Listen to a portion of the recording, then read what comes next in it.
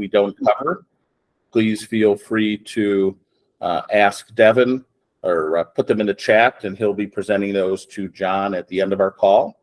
And then our main presenter is John Fales, who has worked for us for several years, handles a lot of web design, analytics, and AdWords properties for us. And he's our resident expert on the GA4. And John, if I can, I'm going to turn it over to you and let you kind of get things started. Yeah, thanks. Thanks for everyone joining. It's a pleasure to meet everyone. I know some of you on here, some I don't. We're basically letting everyone know what's going on with the new GA4. It's a big change from Universal Analytics, the old UA version 3. We're targeting our current clients and letting them know we're handling this process for them. There's nothing they have to do.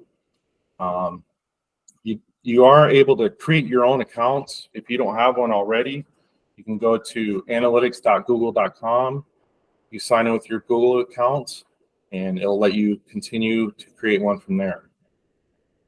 Yeah, so as John mentioned, this is really putting together for our clients, but we've got several folks who we've just contacted and are welcome to join. So this presentation is really about using GA4. So it's the assumption that everybody has the account set up. And again, as John mentioned, we've already done that for all of our customers. So we're not going to be covering the setup process, but you should be able to go and figure that out if you need to do so. Yep. And just before we get started, I wanted to remind everyone, if you do have a question, click the chat icon in the bottom right, and it'll open up a white box window, and you can type your questions in there. We'll answer them at the end of the presentation. So the first point is, why are we here? Google's doing a big update to their analytics. It's a big change. They're changing how data is being processed. Everything's going to be converted to, it's called events. It's on a new GA4 platform. All this begins on July 1st. After July 1st, all the old data feeding into Universal Analytics will come to a halt. From then on, all information is now processed through GA4. Yeah, and as John mentioned, July 1st is kind of the date when the old system will no longer be gathering data. And take it from somebody who's probably older than most on the call and used this for a long time. I had plenty of moans and groans when it was first announced because I'm so used to and comfortable with the old system. But actually, in preparing for this presentation and getting all of our customers set up, we've gone through the new system, and it's got quite a few neat things on it. So there's a lot of good stuff, and we're hoping that this presentation lets everybody on the call get a little more comfortable with the new system and how it works. But a key thing that John mentioned here is come July 1st, the old data or the old system will no longer compile data. And at this point, Google is only committing to keeping that old data live for 6 months. So for the rest of the year, us will be able to reference the old systems and look up the old data and use it for comparison or information. But by the end of the year, they're not guaranteeing it to be available. My personal opinion is it'll go a little longer than that, but we'll probably be working on a way to export that data and save it if it's needed. And if that's important to you, you might want to think about doing that as well. So, but again, we're really here to talk about what's new and how things work. So, John, I'll kind of let you get started. Okay. So how is it different? I was touching up on this last time. Normally, it just collected data in and fed it as like session data, real basic. Now it's tracking everything as events. Literally every interaction on the website is an event now. This offers a lot more flexibility for analytics, and it allows it to do a better job in faster speed as well. So that's always an overall improvement. And when John mentions faster speed, one of the things we've looked at and probably even had discussions with a few of you on this call in the past is the speed of pages loading. And one of the things, believe it or not, that could make pages lag was the speed of loading the Google Analytics, which is now significantly quicker. And the other key thing, just very important to reiterate, is Google's really focused now on events, actions on the site. That's the mainstay and the core of GA4.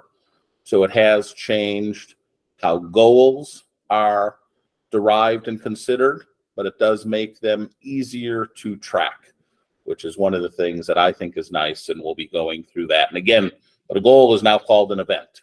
So John references events, which he's going to go and run through and tell us. That's kind of what we want to think about, the things that happen. So do your thing. Yeah. All right. So what we're going to be covering today is the new dashboards with informational summary cards, page views and traffic, which consist of how many visitors came to the site, what pages did they view. We often go through this during our quarterly review meetings with our clients. We also like to see how long they spent on the site, what did they search for, which is a bonus card we'll get into, and then of course events, which is the main focus on GA4. From there, we'll show you a couple comparisons, or one comparison, and then a little insight on the old data and new data moving forward. So starting with dashboard and cards, I'm going to load a live example for us to look at.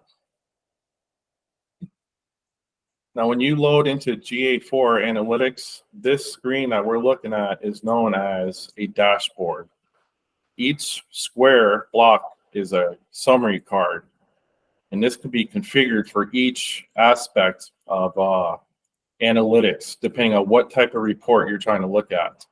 Right now, we're looking at the report snapshot, which is like a general overall review. So right now, this is what you want to. You quickly load into GA4 and put the things here that you want to find quickly. You don't want to have data here that doesn't pertain to you. So we customize this, which is one of the benefits of GA4. You can customize any of these cards and add and remove these cards to mold to what you're looking for. So if you find geography information important in the when you're looking at your data, if you were to find origin information important, John, could you keep that screen back up? Yeah, that's great. So if you were to find origin information, you could make those your top cards or your bigger things. So you're going to be able to customize your dashboard really just by selecting what's on the left side and organizing what you want. John, you maybe want to give them a quick rundown if they were going to change one of the cards? Yeah. So it's really simple. That's what I like about this too. You just go up in the top right corner, hit customize. And right here is what we're seeing already. So from here, I can either quickly hit the X and remove it, or I can simply hit the plus and add. And the cool thing here is they have a lot of presets that you can add quickly if you're looking for something specific. So I'm going to add users by browser. I want to see what web browsers, what they're using for that. That sometimes helps with figuring out your audience. So I can see here Chrome, Safari, Edge, and you can really mold this to what you're trying to find with your target audience. So we like category, region, event names, what pages did they join. And then you can simply hit save. I'm going to save changes to current report. Save, and now that is permanently applied. So when I sign back into my GA4 and go to my report snapshot, it is now here at the bottom. It's really simple. So I'd suggest everybody kind of goes in, and after you've gotten yourself adjusted, figure out what's important, save your cards. So those are the first things you look at. And if you decide tomorrow or next week you want to change them, it's easy to do that as well. But definitely a neat thing. I like this more than the old system because I come in and staring at me right in the face with the 5 or 6 different things that I want to look at quickly. So that's a plus. Definitely. So moving from there, we have a new report called Pages and Screens. It's essentially a page view report. We've looked at this many times, but they changed it a little bit on how it operates in GA4, but we can still apply the same data that is visible. So I'm going to click a live example for us to view. So we're doing it for this website here. And so right now, this page view screen is showing me how many views for each website URL, each page on the website, how many views it got, how many users actually joining, and then also how many average views per user. All of this can be tweaked as well, and that's what I want to show you here. So we got average engagement time, event count, conversions, and revenue. So there's a lot of different views that you can get on the screen. So we're going to do a little bit customized, and that's why I want to show you. It's related to the cards. Now this one, we're not on the report snapshot. So this one, you do have to dive in one more step. It's metrics. And then here's where you can add and remove your cards. So it's a little different here. Let's do page duration. So I just did a small tweak. I removed a couple cards, added one to the page view report. And this is a little bit different than the report snapshot. And one of the things that's a new feature that I think is valuable, as John mentioned, this is a page we'd often go to and look kind of the core when reviewing a site. Hey, what pages are getting activity? How long are people staying when they enter or exit through those pages? But what's new here is the event count. So that was something that didn't exist in the old system. So they're basically showing how many events took place by people on those pages. And those events are different things of PDF downloads, form fills. There's a whole list of things I think John's going to share with you at some point. But that's a new feature, and that's one of the things that GA4 is trying to bring to the forefront. Hey, it's great people went to the page, but were they doing things? So that's why they have this event count, and the total events is one of their default settings in here. And even us, we've got to kind of figure out exactly what does that mean, what's a good threshold, what's too many if there is such a thing. Don't know that yet because this is new data, but certainly important. When people are going someplace, you want it to be taking action. And now that's much easier to measure and see in front of you on the GA4. That's right. So page views, so we just went through the page view report, pages and screens. Moving on to the next. It's user attributes. It's also known as demographics. They changed it. This is another small, subtle change in GA4. It's no longer demographics, even though this is still demographics. You still find age, location, where they're from, everything a little bit about the person. I'm going to click the live sample for us to review. This is also very useful information. We also have a user attribute dashboard. It's very similar to the reports dashboard, but this one's strictly targeting demographics only, not overall. So we got country, region, city. We got a live tracker in the last 30 minutes, 15 have been live. How did they get here? The origin of the user. Was it desktop, mobile, tablet? Did they come from Google, direct, organic, or not? Yeah, and even language, what's their native language, or if you have sites that are set up with multiple languages, it tells you. And this dashboard, although it's the user attribute dashboard, you could customize just like the others. Use the pen, don't even have to do it, but you kind of get the scheme of how all of this works. But here you'd put in country is important if you're doing things in a lot of places. For most of our customers, the region really translates to state is important. For companies that have regional services, or they maybe serve a couple of states, you'd want to break that down by city. Knowing what's happening in the last 30 minutes is helpful. You can also break it down by time of day, where to come from. So again, you kind of figure out what are the 3 or 4 things that are important to you, set up your dashboard for the user attributes, and you could see in a flash. So for us, and the things I'd kind of recommend, it's typically region, where are they coming from. One thing we don't have on here is I like to see devices. We definitely see in the B2B space and those that are industrial companies, the desktop is going to be more valuable than the mobile. So having that, oh, we do have that here. So having that right up top is helpful to know. I like to see the things in the last 30 minutes. So those are kind of some of the key things that we like to see. But again, you could set this up, whatever is important to you or other programs you might be running at your organization. So, but pretty easy to set up and has that dashboard and card structure. And that's how everything works. Yeah, and just one more quick point to add on to that is with the user attributes, they do have one more level. You could dive deeper if you decided you wanted more deeper information. In this case, it's set by region. So now I get more of a actual report by region now, instead of just an overall dashboard of cards. Okay. So it's just something to be, it's very helpful and useful.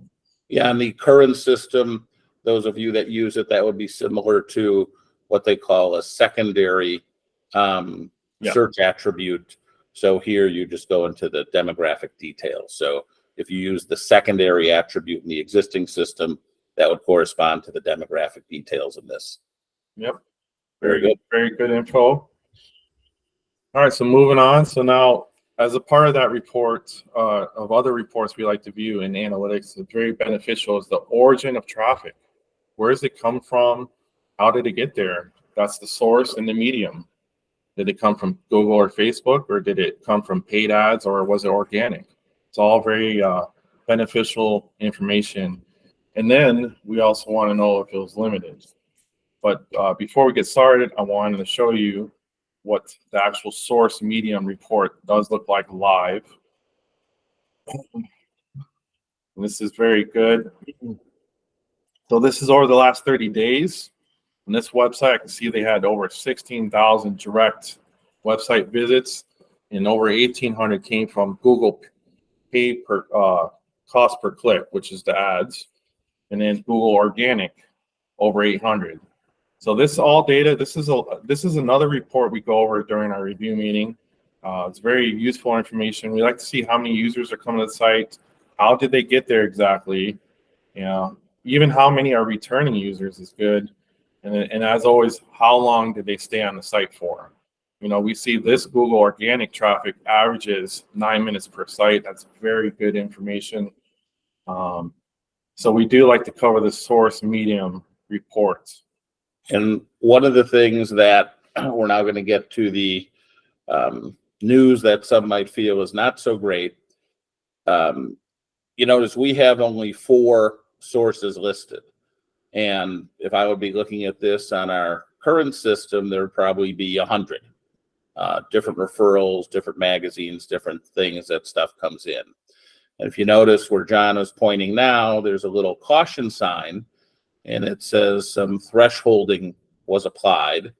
John, if you'd click on the learn more.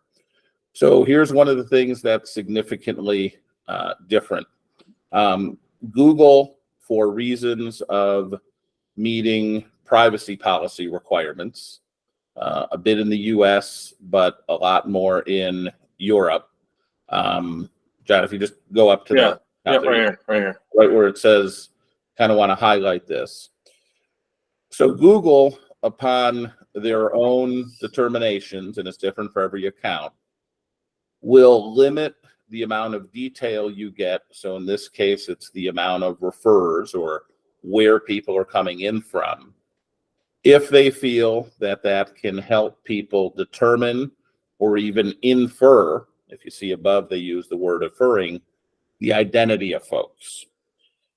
So if there is any belief in the Google system that the amount of data you're gathering or the type of data could help identify a person or a group of folks, it is now being governed. And as you could see what John highlighted there, we wanted to bring to everybody attention. There is no way to adjust that or to ask them to change it. It's 100% their decision. And we haven't found it to be ultra significantly altering, but here was a specific example where it's on this site, which is, if I look on the old system, I would see boy, 50 people came in from this magazine, 20 people from this email. I'd see how many people came in from LinkedIn and Facebook. And for whatever reason, they've determined in this circumstance that could reveal those folks' identities, or at least let us infer who they were. So that's being withheld. I feel that moving forward, it'll probably be more significant on any social media incoming links, because of course with social media, every page is actually owned by a person. So under identity and privacy. So for gathering data as business owners or marketing folks, we go, boy, that's less data we have, kind of a negative. You want to look on a personal front for privacy, for maybe getting a few less spam inquiries, for getting a few less ads because you once looked at something that can beat eggs and cook them at the same time.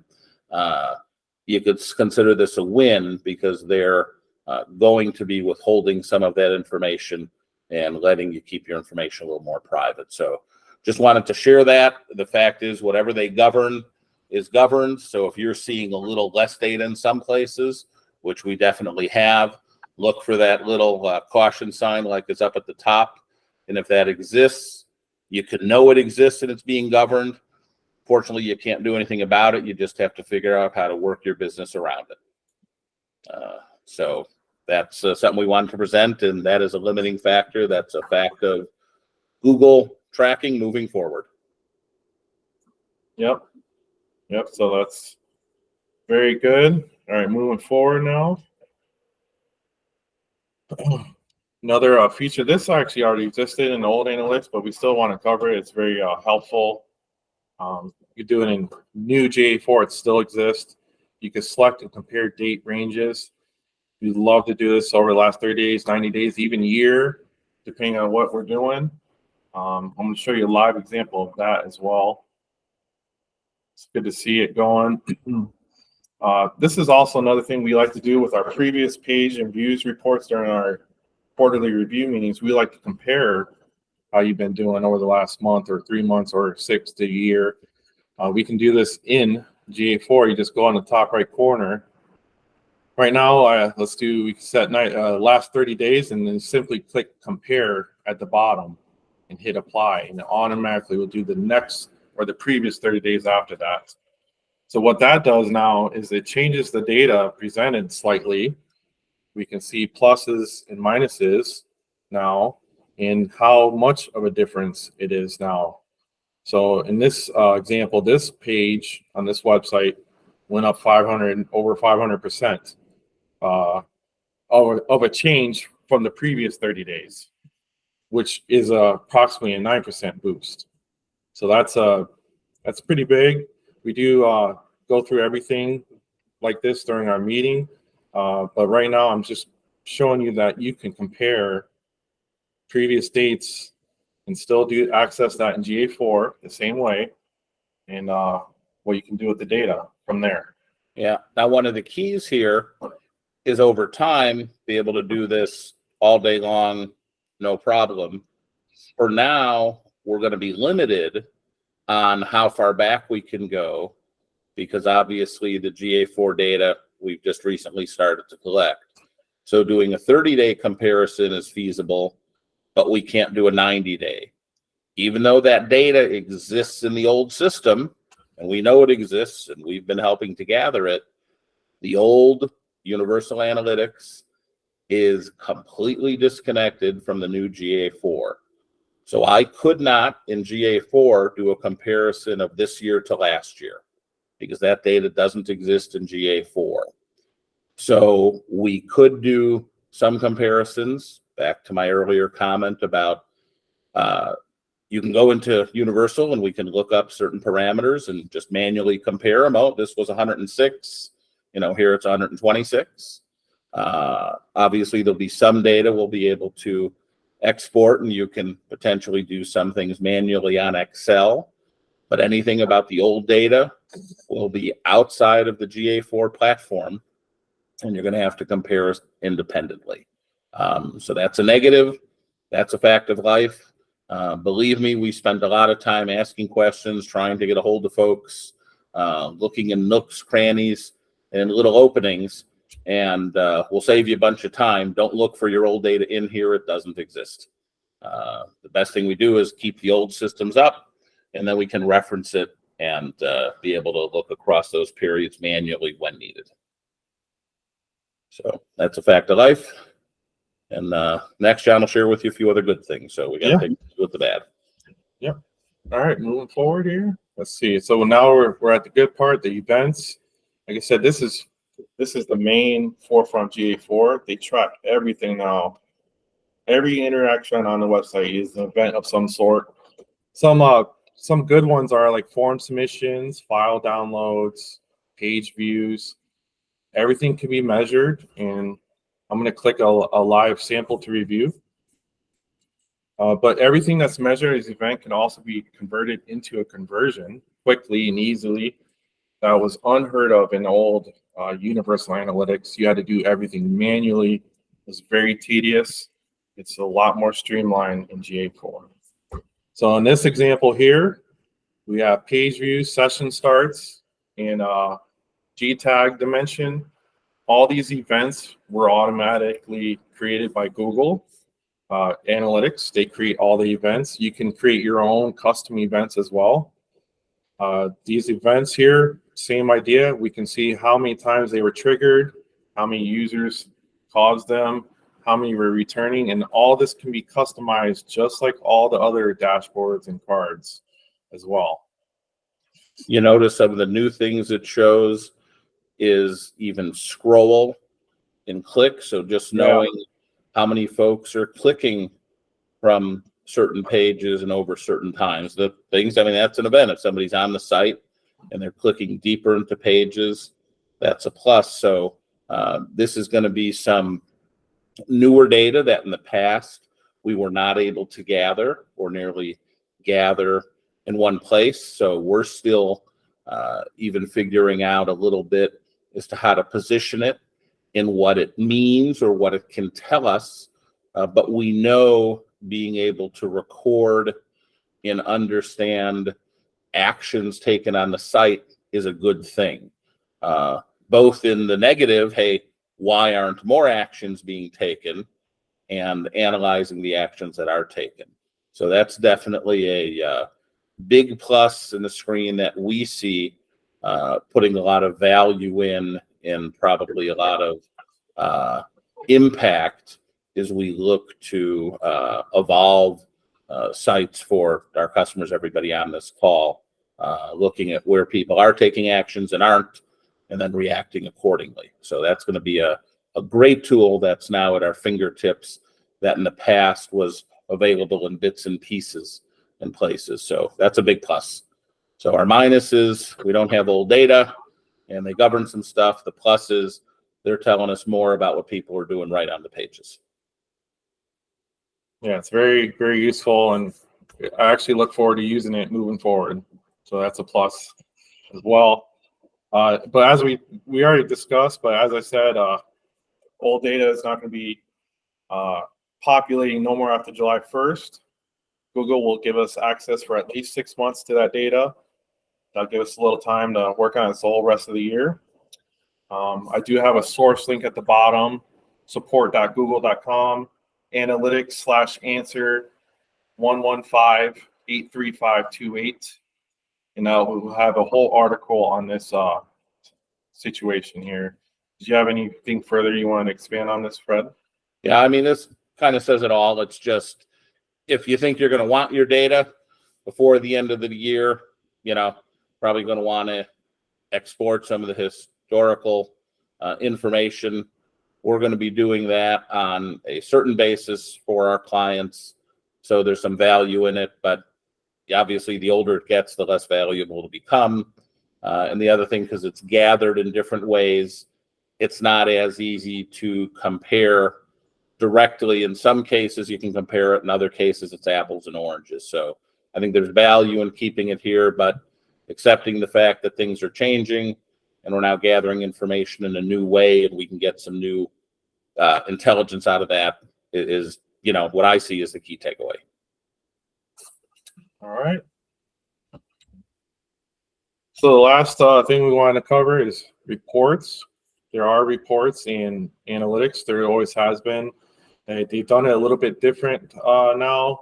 And I was just going to show you quickly how that is achieved. And there's two different ways. You can save it as a PDF or a CSV. So here's one. It's actually the page and screens report I'm on. And I'm gonna export this as data now. So I'm gonna hit share in the top right corner.